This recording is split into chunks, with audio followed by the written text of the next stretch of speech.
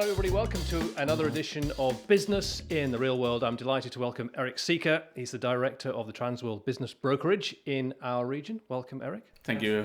Thanks for having me, Gary. Good. We want to have a chat about what it's like to buy and sell businesses. But before we start that, I'm interested in where the money is in the market. You know, people say there's a lot of people who've been accumulating wealth and are thinking about investing.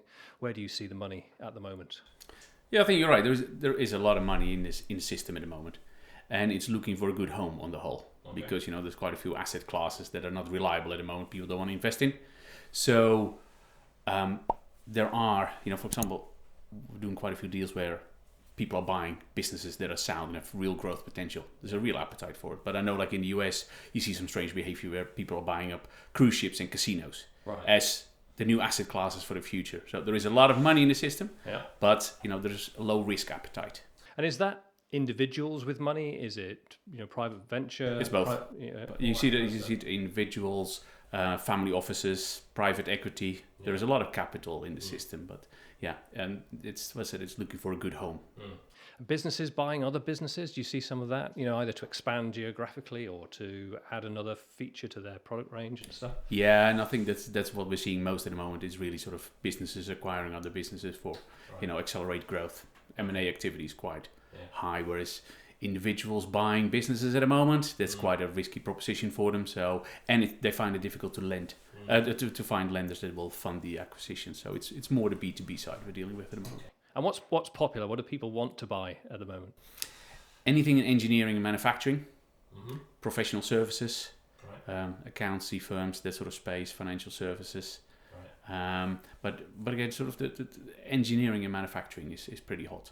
The one that's been hot for the past 2 years as well as IT services, right? Because it's been like mini gold mines and people want to buy them, but they come and go really fast on the market.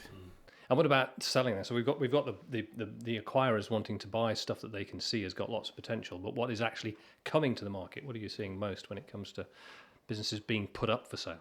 I think what we're seeing to a certain extent is that one of the things that made what happened during the lockdown is that many people realized that there is actually another life than just being at work all the time. Yeah. Suddenly they found themselves, having more time to spend with partners, children, grandchildren, looking at early retirements or thinking, I can exit and have, a change of career. So there is quite a lot of seller activity as well. Although, over the past 18 months, it's probably to say that we've had a lot of conversations, but not many decisions. Right. Whereas I think sort of the last 6 months, we've seen more decisions. They've had time to think about it. Yeah. Okay, we're going to do it. We're now going to go into that sales cycle. So people retiring early or they're selling their business to go and buy another business or start another business, or they just want to go, right, I'm happy to do without it?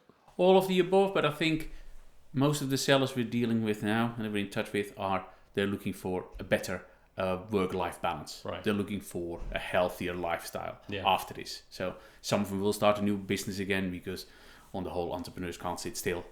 But most of them, they look, I'm going to exit, cash out, invest smartly in property or other businesses, but not be that business owner anymore that's, there 24/7. Yeah. So let's put ourselves in the shoes then of a small business owner. Maybe let's use an IT service and support company as an example then. I've built this company up for a little while. I'm feeling comfortable with the fact that it's commercially running very well. It's profitable. I can see that the balance sheet is looking good. If I'm thinking about selling, how long ahead of that do I really need to start getting into the detail of what's involved? It depends how well organized you are.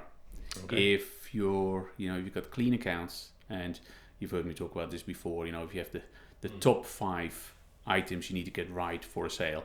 Number 1 is accounts. Yes. Number 2 is accounts. Number 3 is accounts. Yeah. They need to be clean. Right. Yeah.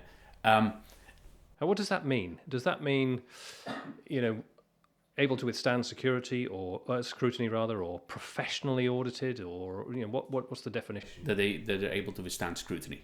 Right. Yeah. And that does often require make sure you've had accountants involved, professionals that have organized your accounts for the past couple of years.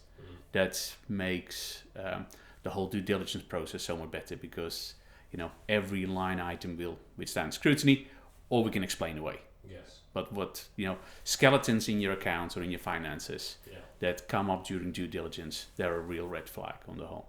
And I can imagine what some of the obvious ones might be, but what are the things that really put buyers off? Well, buyers need to have trust in the seller, and because it's all about risk for them, right? They're looking, okay, this is a profitable company. Now, what is the risk attached with them? If they start to find irregularities anywhere in the business, and they were not notified about the irregularities, but they find them themselves, right? And I think, well, hang on, if this was buried in the company, what else is hidden that we're not seeing right now? And that's where trust deteriorates. But look, there's no business is perfect. Every business has issues or skeletons. And we just need to disclose that early on to the buyer, explain it, discuss it, and then we can normally deal with it. But if you're halfway due diligence and a buyer finds something, that's a bit ugly, trust falls apart, and then the deal can unravel very quickly. Right. So, but thinking about the timing then, so you might think that it's quite a quick process, but if I was to put my business up for sale today, what would be a reasonable expectation of the amount of time that it would take to get it ready, get the buyers interested, go through the due diligence, go through the process, and then before I get the check? So assume that the business is pretty much ready for sale. Again, we may have to do some tweaking here and there, but on the whole, it's about presenting the information correctly. They've had a good coach. Yeah, they've had a good coach. They've had you on board, and they're in a great position. Then we always say you have to. It's somewhere between 6 to 12 months on that. Oh, okay.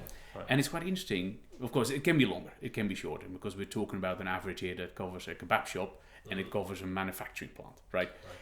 But what is interesting, it will simply take time. Because if you look at a smaller business, say for example, you have a fish and chip shop. Who's going to buy a fish and chip shop? Well, there's not one clear audience there, right? It could be anyone. Yeah. So finding the buyer could be quite a lengthy process. Once you got the right buyer, the process itself is probably pretty quick, because on the whole, it's a fairly straightforward business. Larger businesses, with healthy balance sheets and strong P&Ls, we probably find a buyer within the space of 2 weeks. But then the process is just so much longer, because due diligence, you got legal due diligence, financial due diligence, commercial due diligence. Yep. So you still end up with a protected. So on the whole, you're looking at just 6 to 12 months just by its nature. Can be quicker, but yeah. So from the business owner's perspective, then back to that IT service and support company, I've thought about the fact that I want to sell. I'm going to put it up for sale. I've made that decision now. It's not being handed over to somebody else. I'm not going to install the general manager and just keep it running and take my share of the dividends. I'm actually going to put it up for sale. I've already started to think about some of that propriety that you talked about, making sure everything's in order. But what's the first step of putting the business up for sale? The first step normally is do a valuation, because we have to know roughly what sort of price we're going to market with. Okay. And a valuation, I would always advise people, don't get too hung up about the valuation. It's a starting point for discussions. Right? It's almost the only guarantee you can give that the money we're going to ask for is not what we're going to get. It could be less, it could be more, depending on deal structure. Yeah. But evaluation, because the owner wants to know, is this going to be worth my while? Because sometimes I think, I'm going to walk away with 2 million. And then we come in and says, look, it's only going to be 750,000. Well, maybe it's not right for them to sell at that stage. So evaluation is a very good first checkpoint. Yeah, is it right to go into the sales cycle? Right? And I guess there might be some norms around how you would make that valuation, and there's the seller side of that valuation process. But I guess the business is worth whatever the market will pay for it. Where do you start with determining what that initial value might be? If it's a healthy company, it's always a profit-based calculation. Right. But it's not just profit. In larger companies, it's referred as EBITDA. Mm-hmm. In smaller companies, it's called SDE. And the difference is there an owner-operator, or is it a hands-off owner that employs a managing director? So you have a different salary structure behind it. Yeah. But basically, you're looking at how much benefit does an owner derive from that business in retained profit, in dividends, in salary, pension, perks, etc. That's a number that we roll up. That's the SDE, or the adjusted EBITDA, and then there will be a multiple over the top. Okay, and that multiple varies across different sectors and industries? For small businesses, healthy small businesses with sort of turnover $500,000 to $1 million, 9 out of 10 times the multiple is 2 times SDE. One thing not to confuse is multiples for EBITDA and multiples for SDE. Okay. Because those base numbers are different, the multiples are different. Yeah. So sometimes, with a bit of internet research, you can end up with sort of cherry picking the very highest multiple with the very highest way of calculating the profit side. Yeah. So, but if it's SDE times 2, that's average. Now, funny enough, on IT services, it's probably a bit higher at the moment because there is such a demand for it. Yeah, but just as a rough guesstimate, times 2 is not a bad starting point. Yeah. But you're right, it's whatever someone wants to pay for it, right? Because if they see this as a highly strategic acquisition, they're willing to pay more. Yeah. So they get some idea of the valuation. They're starting to think about the fact that the business is broadly in order. At this point, I guess they're looking around for people to help them to market the business, put the business up for sale. They're going to need a business broker. They're going to need some kind of legal support, perhaps. What's that first step in finding the people to surround yourself with to make the sale happen? Yeah, so you can try to do it yourself, but you just need to step back in that it is quite a tough process. It's people that are emotionally invested in the business will find the process very hard because you got buyers that will be scrutinizing every little aspect of the business, come back with some fierce criticism because that drives down the price at the end of the day. So they'll find the skeletons. They may pull out. So expectations are really high. I will be out of the business in 3 months' time. Oh, the deal collapsed. Nothing ahead. Yes. And that's where it's good to have someone help you guide through that process. Right. So business broker is probably the first. At least have a conversation. At least have a conversation. Yes, you will need solicitors and accountants involved at some point, possibly. But what I will say is, look, if you sell a business, it's about 10,000 steps. Right. Getting the solicitor involved is step 7,152. Right. We're at step number 2.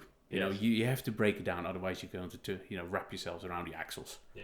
You have to do it in chunks and get through.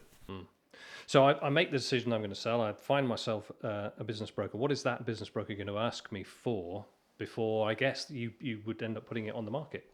So again, first thing, accounts. Accounts first. Because that's the first question by the broker. That will be the first question by the buyer. Accounts.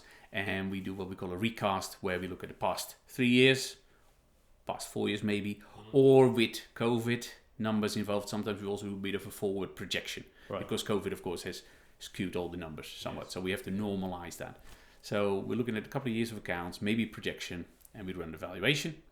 And that's if that's right, then okay, now we need to look at what sort of target audience is there from the buyer side. Right. Is this an investment opportunity? Is this a new owner operator? Is this a strategic acquisition for a competitor?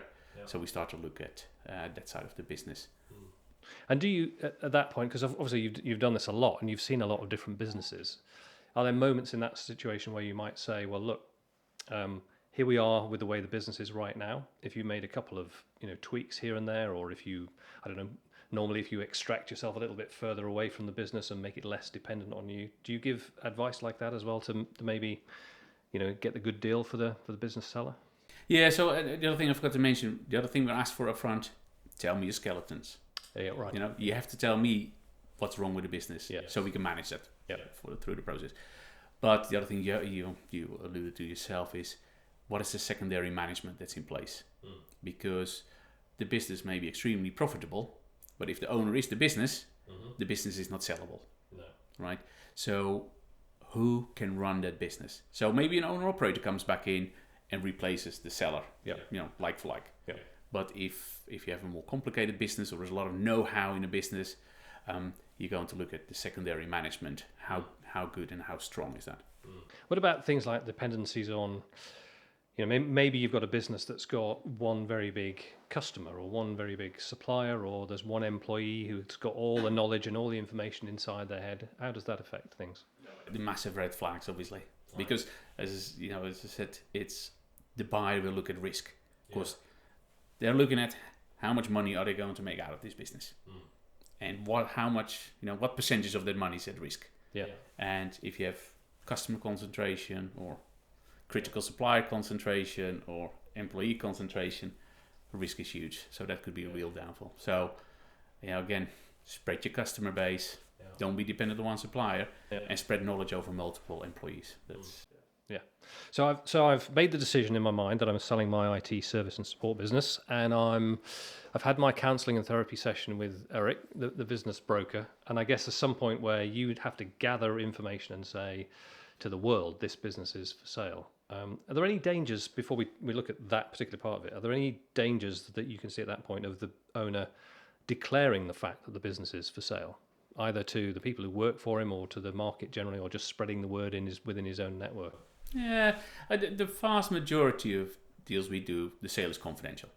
Right. Because you don't want to spook your employees, you don't want to spook your suppliers, you don't want to risk your credit lines, etc. Right. But some business owners are very open about it, and they nearly put a for sale sign outside the window, outside the business. Okay, you may attract quite a lot of interest. Mm-hmm. You will also attract quite a lot of time wasters. Right. And if you don't have any employees, that's fine. But if you have employees, of course, they would be really sort of, so if you have employees in a slightly more complicated business, you probably want to keep this on the wraps during the process. And that's what we do. We market the business, but we market it confidentially. Right. So we just put just enough information out there in the wide world to people to get interest. We'll have a conversation. If we believe it's the legitimate buyers, then we'll go into the process of confidentiality agreements, and we drip feed them bit by bit. Only during due diligence, after heads of terms are signed, so further down the process, do they get full access. But before that, it's only bit by bit, because you don't want to have all that sensitive information leak out too early, too quickly. Okay. So is there some form of, I don't know, advertising, prospectus, some kind of information pack that I'm going to have to put together for you as the business seller? Is it? No, it is our job. We put it together for you. We will sit down with you, interview you, harvest all the information, maybe speak to business partners, and if secondary management is involved, they know about the sale, we may sit down with them as well, and we bundle all of that together. But at the end of the day, in the early stages, again, it's just enough information to get people excited and start drawing them in the process, and then we start feeding them more and more. And then when I presume the buyer will have to sign, as you say, some kind of confidentiality agreement, and then the real investigation, if you like, starts. What should I expect as a small business owner now that somebody's going to come and do due diligence on me? So there's a couple of steps before that still, because so we will do some basic vetting of the buyer, but we're not doing full due diligence on them. But we will have the conversation. Why are you buying this business? Right. Because our model is that we work on a success-based commission. We get paid at the end. Right. So I want to make sure that if this is a potential time waster, that we filter them out very early on. Yeah. Because I don't get paid for that sort of time. So we go in the process, we sit down with the buyer. What is your motivation? Right. How do you see it? How is your vision? How are you going to finance this? Do you need help? Because although we work for the seller, we want to support the buyer in any way we can to make the deal happen. Right. So we do that vetting. Then that's all done under the confidentiality agreement. So they're already tied into the process. We feed you information, and you have to keep it confidential.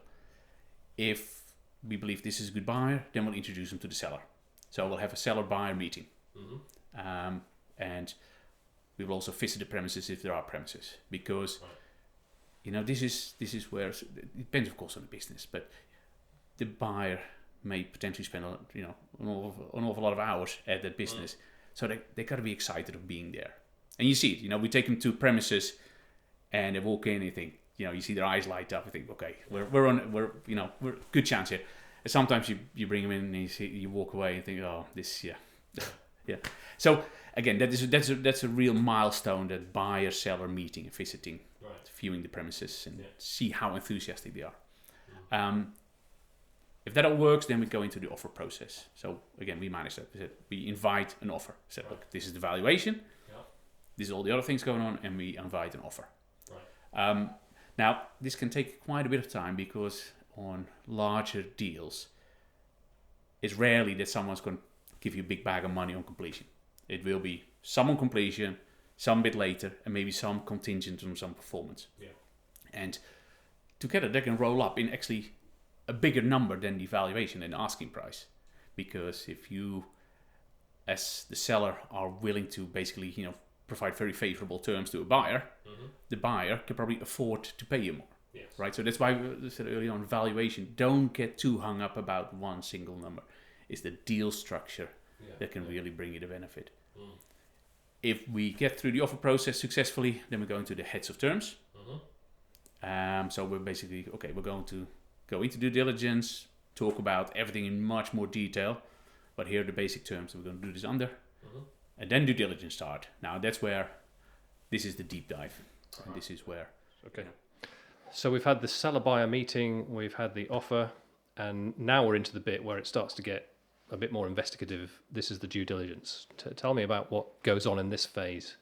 Now it gets serious. And again, depending on the business, but if you have a reasonable sized business with 20, 30 staff, a couple of million turnover, then due diligence becomes quite serious. And we'll have legal due diligence, financial due diligence, commercial due diligence, and that may be handled by different advisors to the buyer.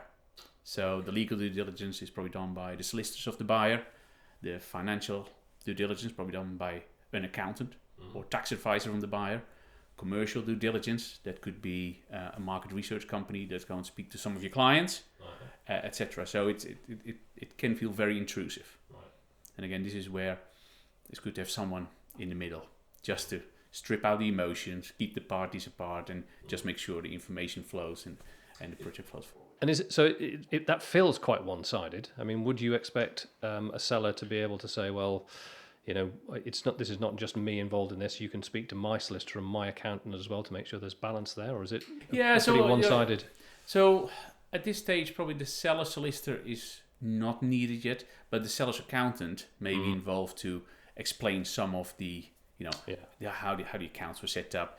Sometimes the accountant may have changed 2 years ago, so the numbers don't match or the reports don't match, and that's where let's just speak to the accountant directly. It's a lot easier to go through the business owner. So that does happen. Okay, and this invasive, slightly intrusive bit, I guess this is a place where you mentioned earlier on about skeletons and stuff like that. Is there anything else that falls out of this process that can derail a sale? The buyer is now looking at anything and everything. And one thing the buyer may want to do, and it depends. You got really good buyers and you got really aggressive buyers. Yeah. And the more aggressive buyer, they may look for those skeletons because they can drive down the price. Yeah. Some good buyers, they say, no, look, this is the deal we have. Yeah. And unless we find something really bad in there, we're going to stick to the terms of the deal. Right. But it's 80% of deals fall through at least once after heads of terms. Right. So 4 out of 5 of the deals at one point derail. Yeah. And my job is to get them back on track. Yes. Doesn't always work because it depends what they found. And so that's why it's such a tough journey as well, because I think, we've got heads of terms in place, fantastic, we've got a buyer, everybody's enthusiastic, and then suddenly the process falls apart. Yeah. And that's really tough on the seller on the whole. Is there anything you can do earlier on in the process to reduce the chances of that then? Because I guess what you tell the buyer about the potential of the business, its growth potential, its market potential, its size potential, expanding the team and things like that. Is there something you can do earlier on to reduce the chance of derailing? Yeah, look, polish that business, but don't overinflate it. Right. Right? Because we all love to talk about, well, if we do this, then revenue will double. Well, if it was that easy, you probably would have done it already, right? so don't go into the hyperbole about what can happen. It's on data. A buyer may believe that, because they'll probably buy it because they see potential. But if you said, well, sales are going to be double in 2 years' time, and then during due diligence, the buyer really struggles to put those numbers together like that, that again causes then issues. So, polish it, make it look good, be enthusiastic about it, but be realistic. Don't go overboard. And so we get to the end of the due diligence. The questions have been asked, the answers have been given, the skeletons have been found, and the train's been off the track and back on the track. At the end of that, what happens then? It could go off the track again and back on the track. We say every deal dies at least once. Right. Right. So the deal is not done until the deal is done. So those last few weeks can get quite tense. But assume that's all done. So sort of 2/3 into due diligence, but it looks like it's all in good order. We still have to finish off due diligence, but on the whole, it looks like everything is about right. We start drafting the final agreement, the asset purchase or the share purchase agreement. That's the solicitors, both sides of solicitors do a lot of negotiation. We feed the basic deal data in there, what we agreed, but it's then the solicitors that really draft the agreement. And then we get to hopefully completion date where we sign a deal. And the other thing we didn't mention along the way, lease.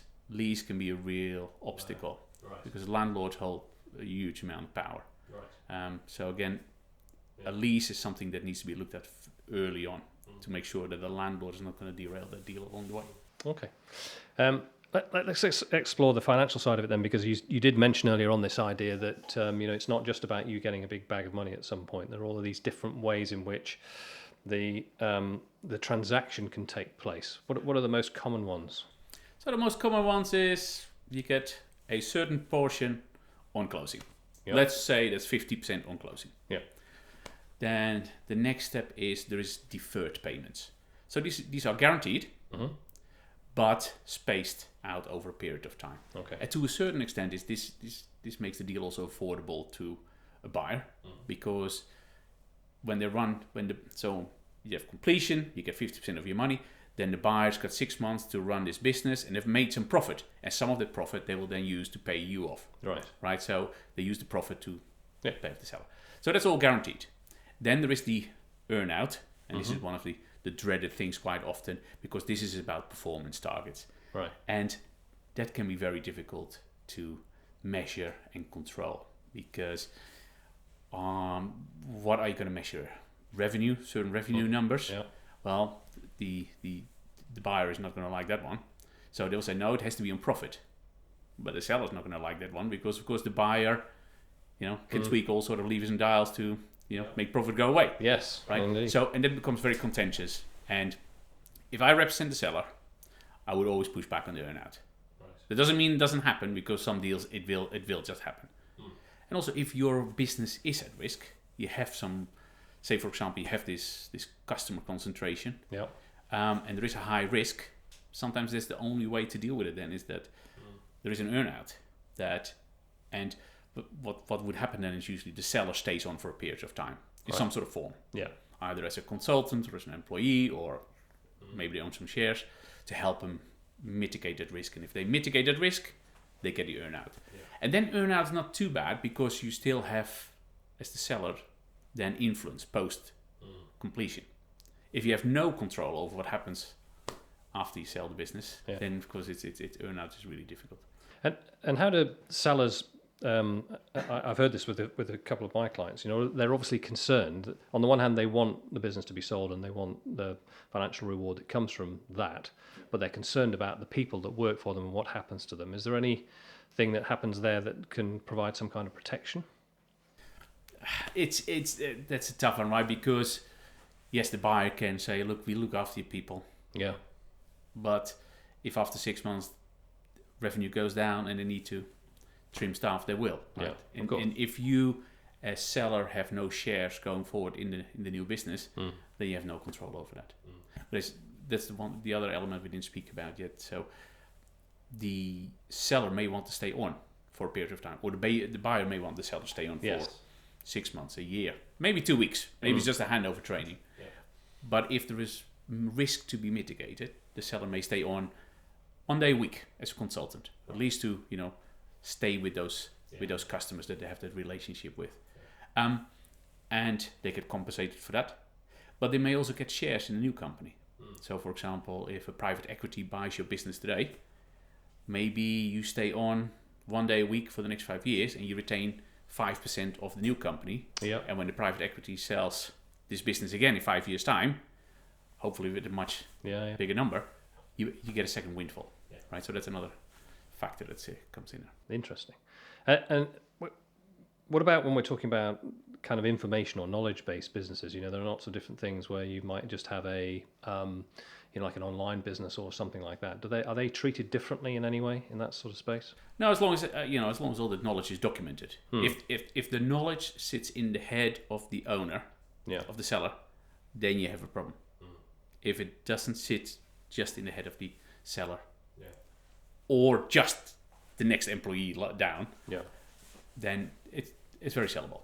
Because we are all comfortable nowadays with online businesses where there are no real assets or anything like that. It's all done in the back bedroom and But they look on the laptop and exactly. on the phone. If it makes money, then So are there anything I'm thinking about, for small business owners who've made that decision?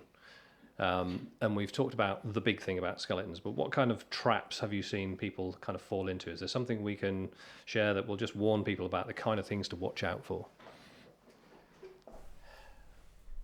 I think we discussed quite a few. One of them is to accept early on that you're not going to get all your money on day one.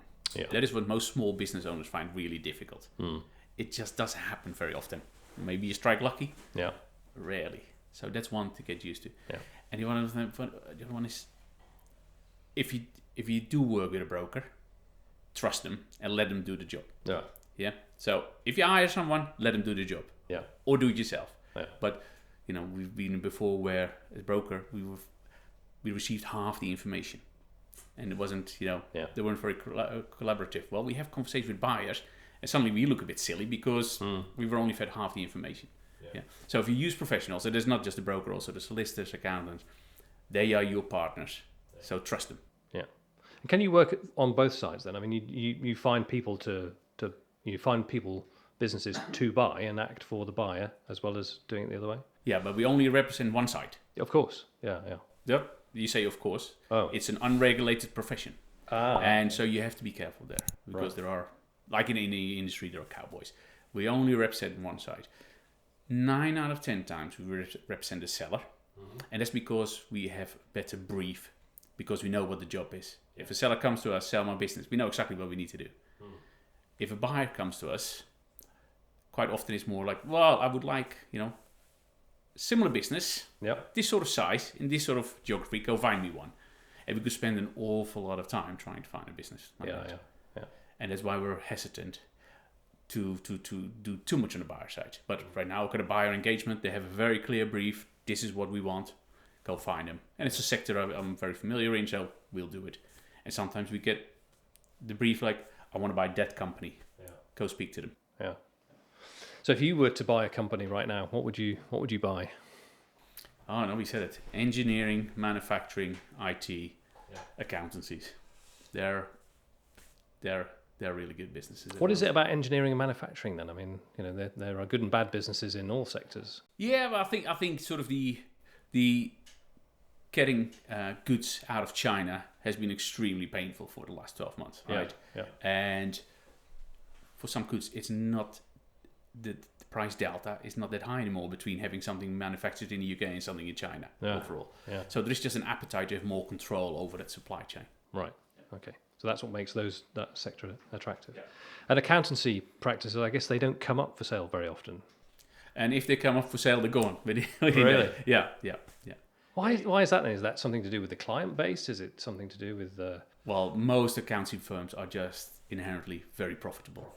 And especially with the whole making tax digital move, that just increased the margins. So accounting firms are just very profitable.